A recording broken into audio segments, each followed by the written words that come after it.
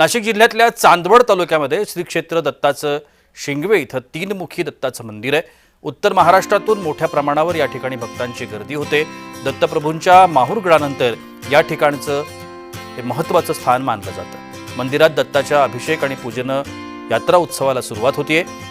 याचा आढावा घेतलाय आमचे प्रतिनिधी संतोष खताळे यांनी।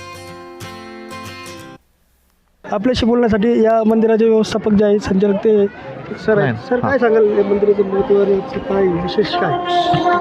पप्पू नाशिक जिल्ह्यातील आणि पूर्व भागातील पहिली यात्रा ती म्हणजे श्री क्षेत्र दत्ताचे शिंगवे येथील दत्त जयंतीनिमित्ताने 3 दिवसीय चालणारा यात्रा महोत्सव मानवपंथीयांच्या दृष्टिकोनातून विशेष महत्त्व असलेलं आहे। आणि श्री क्षेत्र माहूर या तीर्थक्षेत्रानंतर श्री क्षेत्र दत्ताचे शिंगवे या स्थानाला विशेष महत्त्व या ठिकाणी प्राप्त झालेलं आहे। नवसाला पावणारा देव, अमोघ दर्शन आणि चतुर्युगी अवतार असलेला हा परमेश्वरी अवतार यांचा यात्रा उत्सव दरवर्षी दत्त जयंतीला 3 दिवसीय यात्रा उत्सव या ठिकाणी संपन्न होत असतो।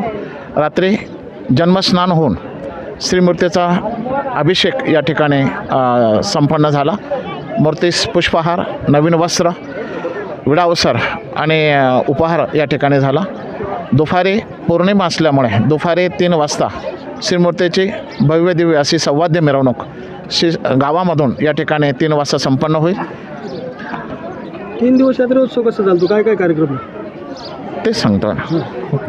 3 दिवस रात्री जन्मस्नान झालं, श्रीमूर्तीचे पूजन झालं, श्रीमूर्तीस स्नान झालं, गंधाक्षता, पुष्पहार, नवीन वस्त्र, उपहार आणि महाआरतीने खऱ्या अर्थाने या यात्रा उत्सवाला सुरुवात झाली।